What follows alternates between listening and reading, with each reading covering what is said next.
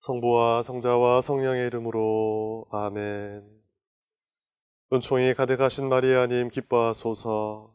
주님께서 함께 계시니 여인 중에 복되시며 태중의 아들 예수님 또한 복되시나이다.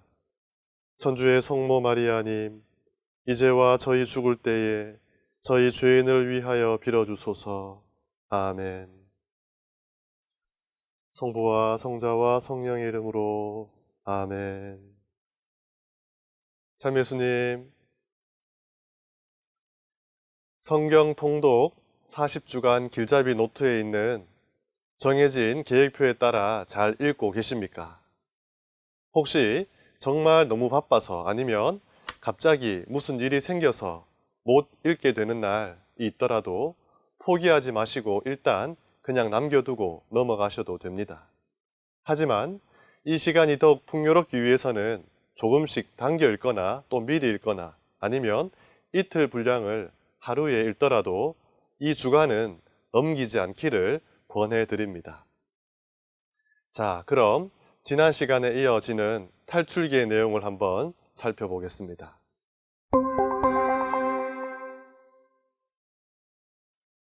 드디어 이스라엘 백성은 이집트에서 나오게 됩니다.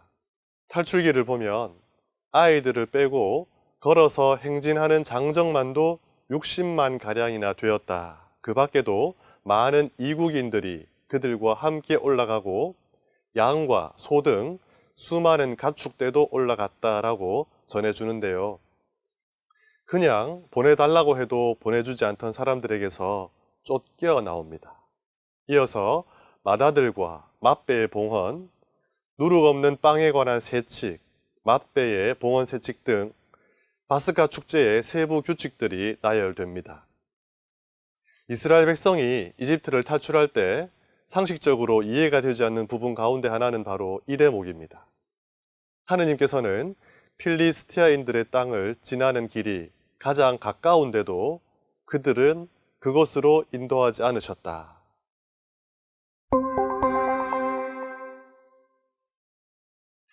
약속의 땅인 가나안에 이르는 경로는 지리적으로 세 가지 정도로 볼 수 있는데요. 첫 번째 경로는 필리스티아인들의 땅을 지나가는 길인 북쪽 경로입니다. 거리상으로 봤을 때 이 길은 가장 짧은 직통길입니다. 이 길은 예로부터 국제교역로와 군사 원정로로 매우 중시되었던 곳이어서 이집트 왕들은 이 길을 따라 군사 방어선을 구축해 놓았습니다. 그러니 탈출한 이집트의 군사들이 지키고 있는 곳이기에 이스라엘 백성이 선택하지 않았던 것은 당연한 일일 것입니다. 두 번째로 수르 광야를 동쪽으로 직행하는 길로서 중앙 경로가 있습니다. 그리고 세 번째로 수에즈만 북쪽 끝에서 아카바만의 북쪽 끝으로 가는 길인 남쪽 경로가 있는데 이것이 성서학자들의 전통적인 견해입니다. 그렇다면 정말로 그 길이 맞는가 하는 의문도 드시죠. 저는 하나도 궁금하지가 않습니다. 이리로 갔든 저리로 갔든 그것을 정확히 모른다고 해서 제가 하느님을 믿고 성경을 읽어 나가는데 아무런 지장이 되지 않기 때문입니다.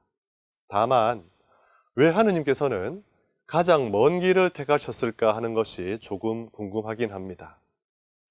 하지만 성경을 읽으면서 자연스럽게 이런 궁금함이 해결되기도 하는데요. 만약 성경을 읽다가 궁금한 것이 있어도 일단 멈추지 말고 계속 읽어 나가십시오. 그러다 보면 지금 궁금했던 것이 나중에 저절로 이해가 될 때가 있습니다. 모든 지식은 독립적이지 않고 서로 의존하고 있는데 이를 지식의 의존성이라고 합니다. 그러니까 일반적으로 A를 알아야 B가 이해가 되는 경우가 보통이지만 이 A와 B는 서로 맞물려 있기 때문에 B를 알게 되면 A가 이해되기도 한다는 말입니다. 성경을 단락별로 혹은 부분별로만 읽으시는 분들은 아마 이해를 못하시겠지만 지금 여러분들처럼 전체를 순서대로 읽어보면 제가 드리는 말씀이 무엇인지를 알게 되실 겁니다. 그러니 성경을 읽으시며 모르는 부분, 어려운 대목이 나오더라도 일단 멈추지 마시고 읽으십시오. 이해되는 것만 중심으로 읽으시고 모르는 것은 슬쩍슬쩍 넘어가도 아무런 문제가 없습니다. 너무 꼼꼼하게 읽지 않는다고 죄책감 가지실 필요도 없습니다. 하느님께서는 지금 우리에게 당신이 하시고픈 말씀을 건네실 겁니다. 우리는 사랑하는 사람이 옆에서 이야기하는 것도 전부를 이해할 수는 없지 않습니까? 그러니 하느님의 말씀도 그냥 편하게 읽으십시오. 그렇다고 대충 읽으라는 말씀은 절대로 아닙니다. 자, 탈출기 본문에 따르면 하느님께서 가장 가까운 길을 선택하지 않으신 이유를 곧바로 이렇게 말합니다. 하느님께서 그들이 닥쳐올 전쟁을 내다보고는 마음을 바꾸어 이집트로 되돌아가서는 안 되지 하고 생각하셨던 것이다. 그래서 하느님께서는 백성을 갈대 바다에 이르는 광야 길로 돌아가게 하셨다. 하느님께서는 사람의 변심을 염려하십니다. 마치 관성의 법칙과 같이 원래 상태로 돌아가고 싶은 유혹이라고도 할 수 있겠네요. 여러분, 사람들은 변화를 좋아할까요? 싫어할까요? 집을 편하고 아름답게 고치고 주변 환경을 좋게 바꾸고 세상이 더 살기 편하게 변화되는 것은 좋아합니다. 하지만 오랜 시간 길들여진 습관을 바꾸고 익숙해진 삶의 태도를 바꾸고 견고하게 자리 잡은 자신의 사고와 신념을 바꾸는 것은 좋아하지 않습니다. 대부분 사람들은 익숙한 것을 편안하다고 생각하기 때문에 새로운 것은 어색하고 불편하다고 여깁니다. 그런데 이스라엘 백성들을 한번 보십시오.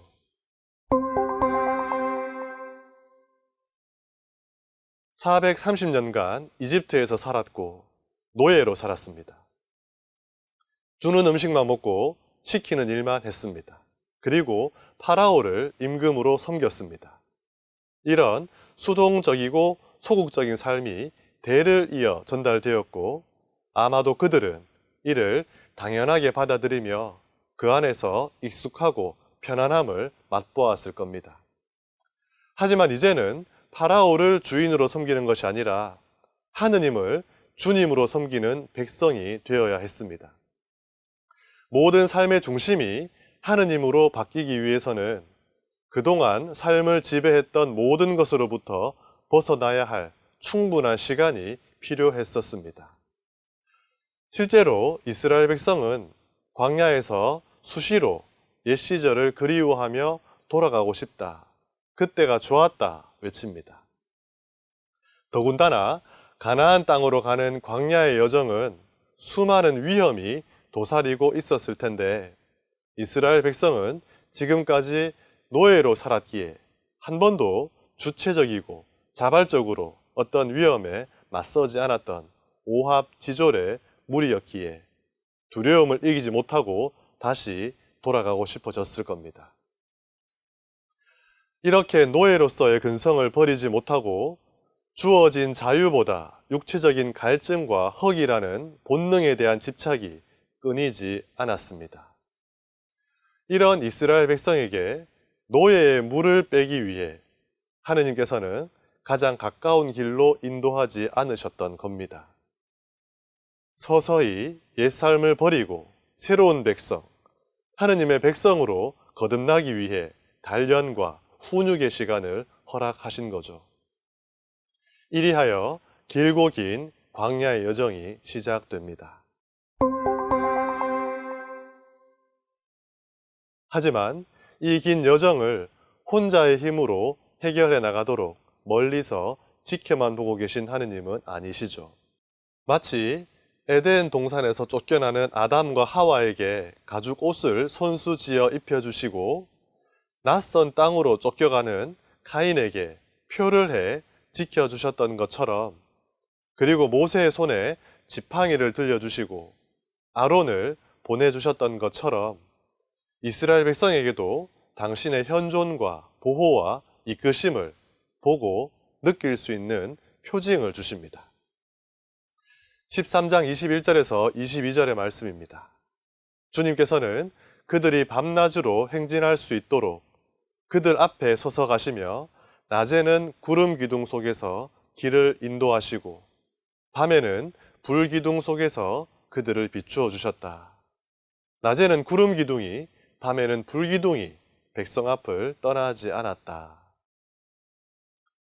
하느님과 우리 사이의 관계에 있어 치명적인 한계가 있는데 무엇일까요? 볼 수 없다는 것, 들을 수 없다는 것, 손에 잡히지 않는다는 것. 그러니까 현실 속에 있는 우리와 신비 그 자체이신 하느님 사이에 존재 양식이 서로 다르다는 것입니다. 이런 우리의 한계를 알고 계시는 하느님께서는 구세사 속에서 여러 표징들을 사용하여 우리가 하느님의 현존을 감지하고 그분의 말씀과 뜻을 알아듣고 받아들일 수 있도록 해 주십니다. 이스라엘 백성들은 낮에는 구름 기둥, 밤에는 불 기둥을 보며 이집트에서 우리를 데려오신 그 하느님이 정말로 우리와 함께 계시는구나 하는 것을 아주 구체적으로 느끼며 힘을 낼 수 있었을 것입니다. 그리고 이와 같은 표징들은 지금도 우리 가까이에 있는데요. 바로 성사입니다. 여러분이 성체 성사에 참여하면서 하느님의 현존과 사랑을 느끼지 못하고 집으로 돌아온다면 또 고해성사를 하고 나서도 용서받았다는 기쁨과 죄로부터의 자유와 새로운 삶을 살아갈 용기를 갖지 못한다면 신앙이지만 우리의 삶은 하느님 없이 혼자의 힘으로 광야를 걸어가고 있다는 공허함과 두려움으로 가득할 것입니다. 하느님이 당신을 알아보고 느끼고 소통하기 위해 주신 표징에 감사하며 제대로 하느님을 감지할 수 있어야 합니다.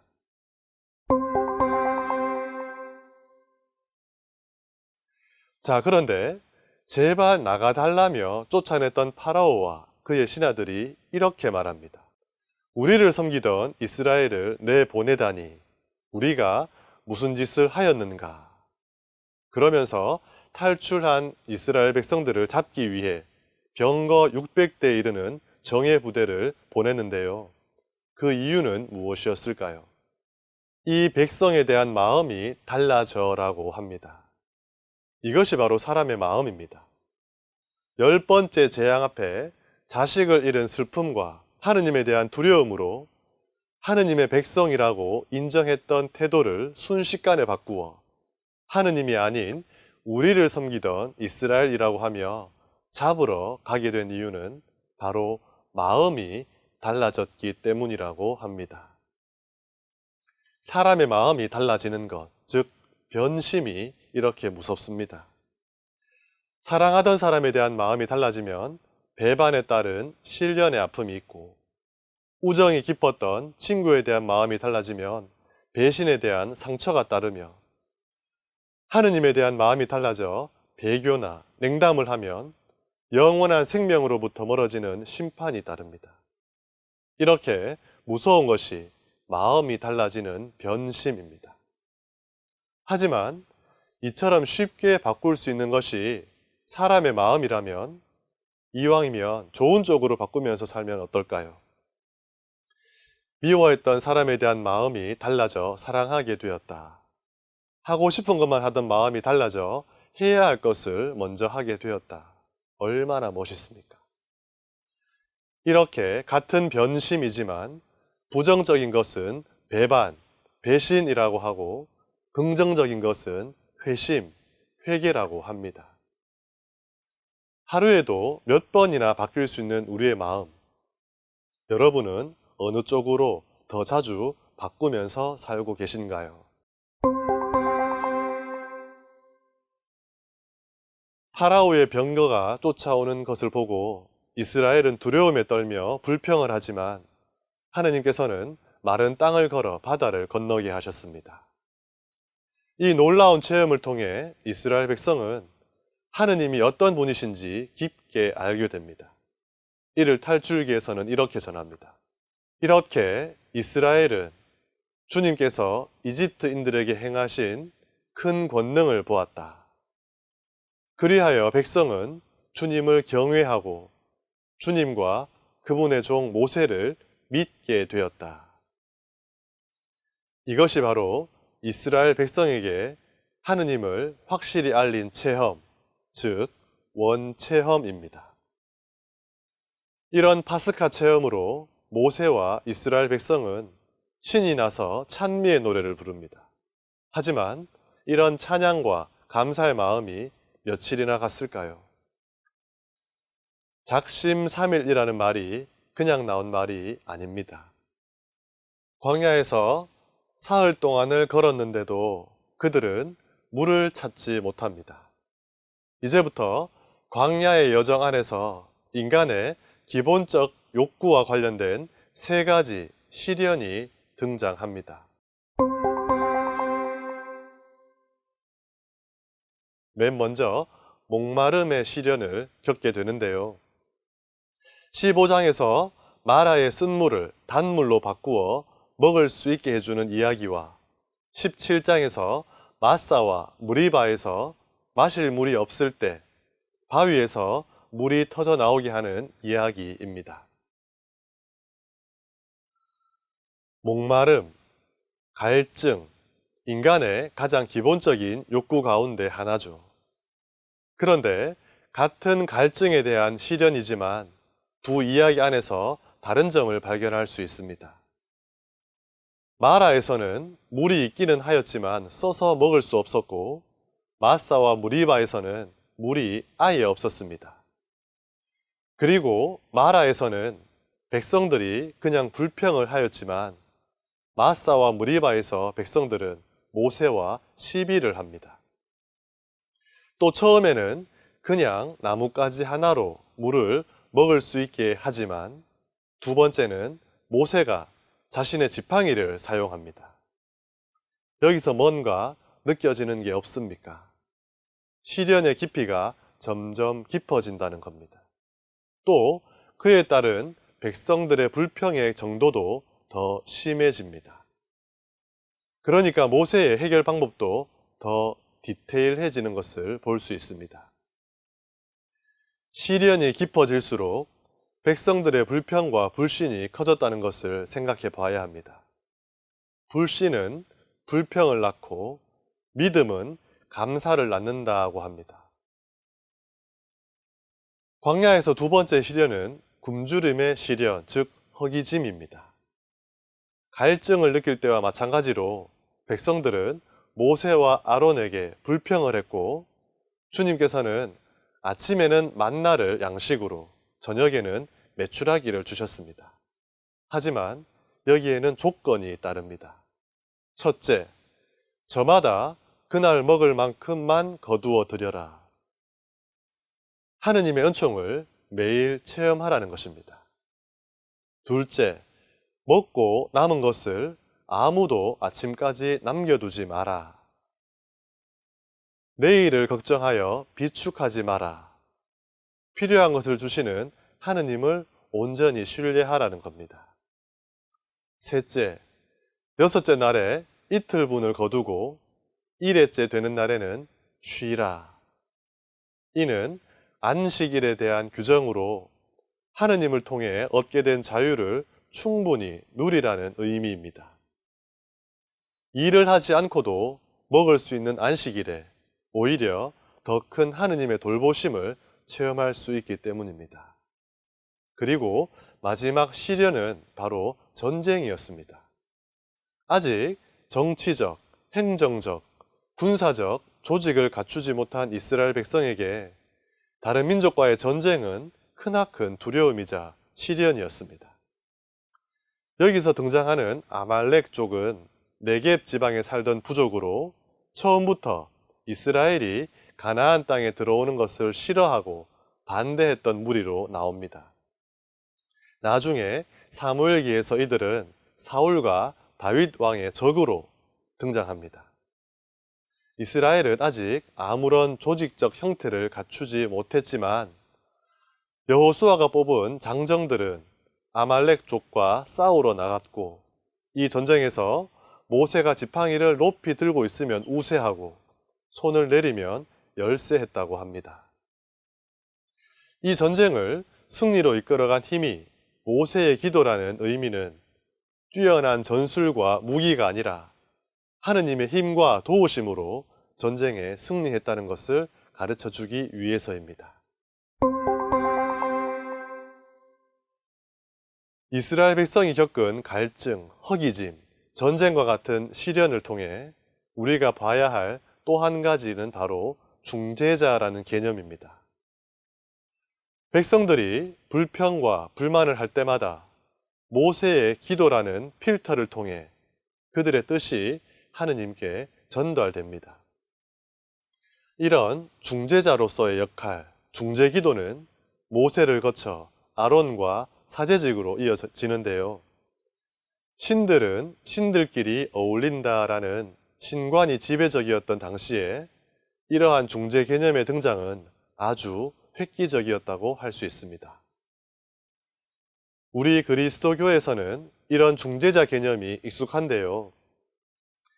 자녀들을 위해 기도하시는 부모님, 신자들을 위해 기도하는 사제들, 세상을 위해 기도하는 교회, 그리고 우리를 위해 전구해 주시는 성인들, 무엇보다 가장 확실한 중재자이신 예수 그리스도가 계시죠.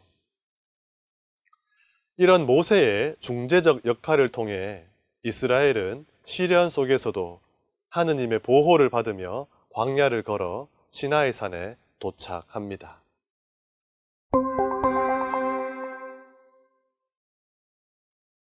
여러분이 이번 주간에 읽으셨던 19장부터는 탈출기의 후반부로서 이른바 할라카라고 했던 법률 부분에 해당합니다. 시나이 산에서 하느님과 계약을 맺은 이스라엘 백성이 하느님의 백성으로 그에 합당한 새로운 면모를 갖추기 위해 요구되는 법령들이 사회, 정치, 종교, 윤리 각 분야에 걸쳐 소개됩니다. 시나이 계약은 구조상으로 복잡하게 보이지만 그 순서를 보면 먼저 계약에 관한 하느님의 말씀이 있고 그 다음 백성들이 이에 대해 준비를 합니다. 그리고 계약의 조건인 법 조문이 반포되고 이를 바탕으로 계약이 체결되고 그 인준이 따릅니다. 가장 특징적인 것은 지금까지 구약에서의 계약은 하느님과 한 사람이 맺은 계약이었지만 이 시나이 계약은 모세의 중개로 하느님과 이스라엘 백성 전체가 맺는 계약이라는 것입니다. 이 계약의 골자는 다음과 같습니다.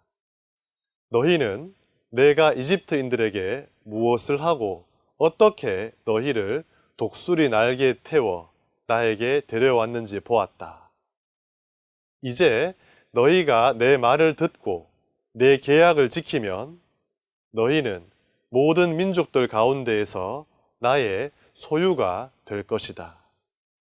너희는 나에게 사제들의 나라가 되고 거룩한 민족이 될 것이다.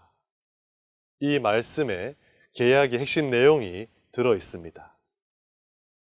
먼저 이 계약이 맺어지게 된 바탕은 바로 하느님의 자유로운 자비와 사랑입니다. 하느님께서 이스라엘 백성들을 이집트에서 구해내셨다는 사실에서 시작합니다. 그리고 이제 하느님의 말씀을 듣고 계약을 맺으면 이스라엘 민족은 하느님의 소유가 되고 하느님께서는 이스라엘의 하느님이 되십니다. 왕과 백성의 관계로 맺어져 하느님은 이스라엘을 이끌고 보호할 책임을 져야 하고 이스라엘은 하느님만을 섬기고 따라야 합니다. 이는 율법을 철저히 지키고 예배를 충실히 드리는 것으로 표현되며 이것이 잘 지켜질 때 계약이 유지됩니다. 이렇게 하느님을 임금으로 모시고 율법을 지키며 예배를 봉헌하며 살아갈 때 이스라엘 백성을 통해 하느님의 존재가 세상에 드러나고, 그러면 이스라엘은 사제들의 나라가 되고 거룩한 민족이 되는 것입니다. 정리하자면 하느님께서 이스라엘 백성을 데려오신 이유는 당신 백성이 되게 하려는 것이고, 그 백성은 다름 아닌 사제들의 나라, 거룩한 민족이라는 겁니다.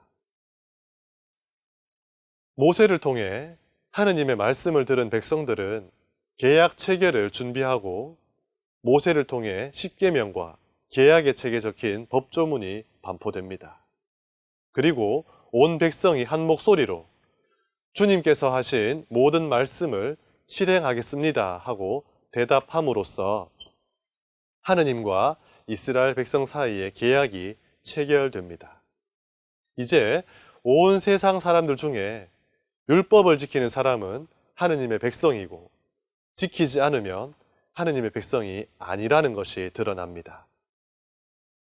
이스라엘 백성은 하느님의 보호와 이끄심 속에 살기 위해 이 계약을 까먹지 말고 지키기 위해 발버둥을 칩니다.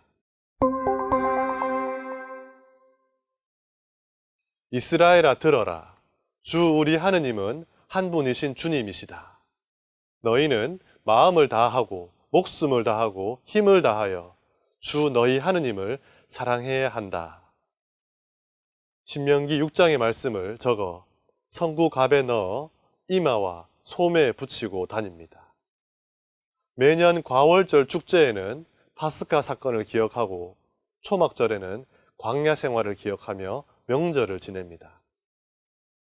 사실 하느님의 백성, 새로운 이스라엘, 아니 하느님의 자녀로 살아가는 우리에게도 제일 필요한 것이 바로 기억하는 것 아닐까요?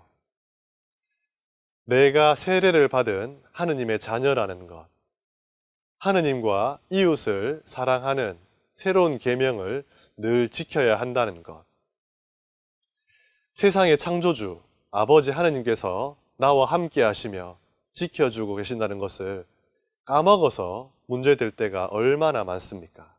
그래서 좀 까먹지 말라고 미사 때마다 너희는 나를 기억하여 이를 행하여라는 말을 듣는 게 아닙니까?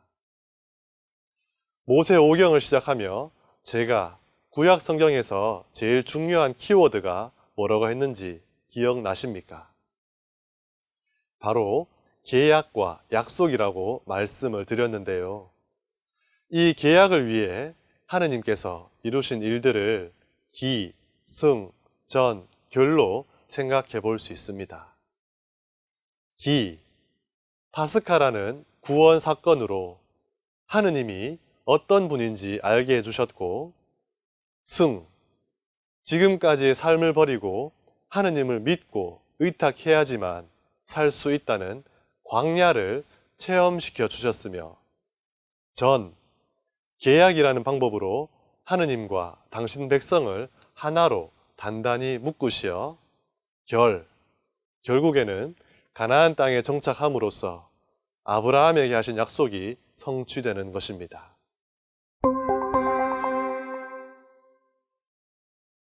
계약이 체결되자 모세는 아침 일찍 일어나 제단을 쌓고 이스라엘 12지파를 상징하는 기둥 12개를 세우고 몇몇 젊은이들을 보내어 소를 잡아 하느님께 번제와 친교제를 바치게 합니다. 그리고 희생된 소의 피 가운데 절반을 제단에 뿌리고 나머지 절반을 백성에게 뿌림으로써 계약이 완전히 체결됩니다. 피를 뿌리는 의미는 피로 맺은 계약인 만큼 생사를 가늠할 중대한 무게를 가진 계약이라는 것을 상징합니다. 계약이 완전히 체결된 다음 탈출기 25장부터는 성막 건설에 대한 내용이 길게 나옵니다. 법과 규정으로 구성되어 길고 지루하게 느껴지긴 하지만 그만큼 이스라엘 백성에게 성막이 갖는 중요성을 엿볼 수 있습니다. 성전의 중요성은 아마 오늘날 우리에게도 같을 겁니다. 성막 건설에 대한 법과 규정은 오늘날 새 성전을 지어 봉헌하는 모습과도 같아 보입니다. 그러니까 성전의 크기와 장소, 위치와 방향, 그 안에 들여놓은 각종 기물과 성물, 감실의 모양, 의자의 색깔, 제대와 제단의 크기와 재질에 대한 이야기들로 볼 수 있다는 겁니다. 그 다음으로 성전이 다 지어진 후 그 안에서 제사를 봉헌할 사제의 임직식 준비와 예식, 제단 축성과 제물, 사제들의 복장 등에 관한 이야기가 이어집니다. 그리고 드디어 탈출기는 성막이 완성되어 봉헌하는 이야기로 끝이 납니다. 여기서 한번 생각해 봐야 할 것이 있습니다. 성막을 만든 이유가 무엇이었습니까? 그들이 나를 위하여 성소를 만들게 하여라. 그러면 내가 그들 가운데에서 머물겠다. 바로 함께하기 위해서였습니다.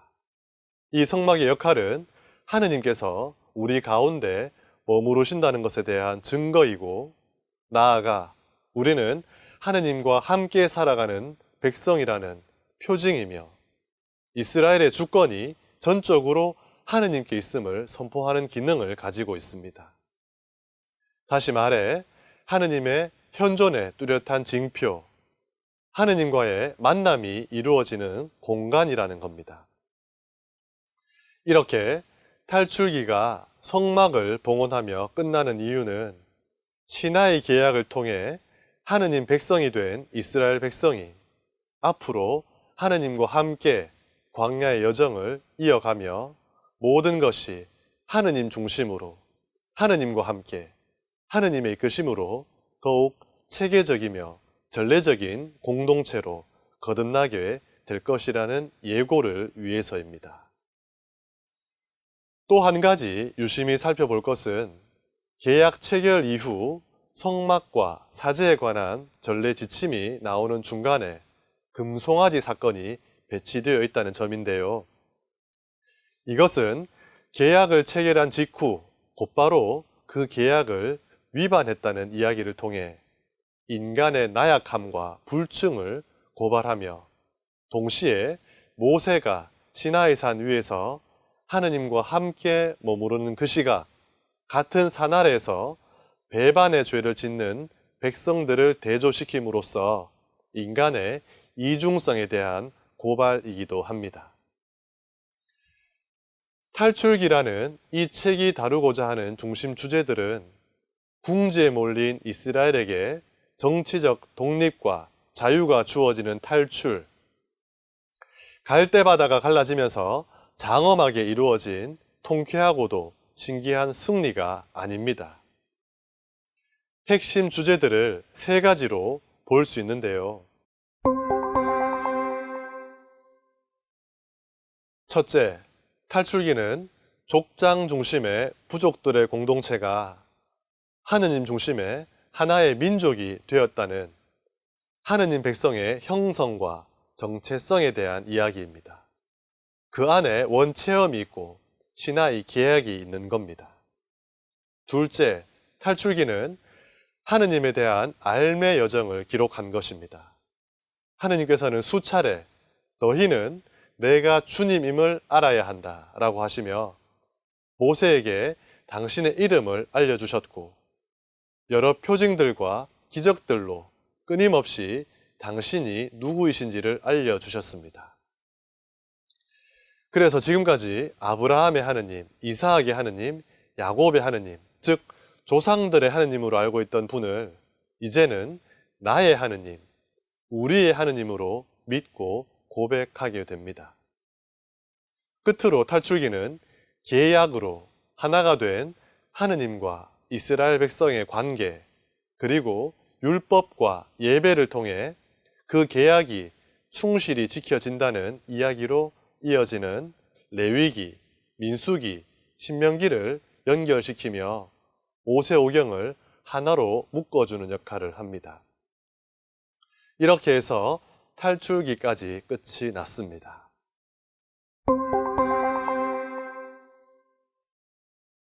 여러분은 탈출기를 어떻게 읽으셨습니까?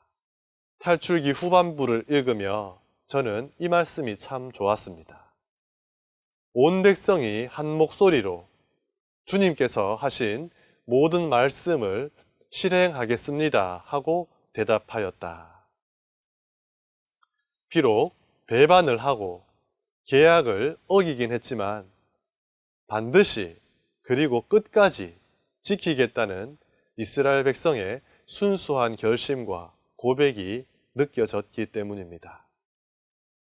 세례 때에, 첫 영성체 때에, 사제 서품 때에 하느님께 드린 저의 약속과 결심, 그리고 계약에 얼마나 충실하게 임하고 있는지 다시금 생각해 보게 됩니다. 오늘 시간은 이것으로 마치며 영광송 함께 바치겠습니다. 성부와 성자와 성령의 이름으로 아멘. 영광이 성부와 성자와 성령께 처음과 같이 이제와 항상 영원히 아멘. 성부와 성자와 성령의 이름으로 아멘. 수고하셨습니다.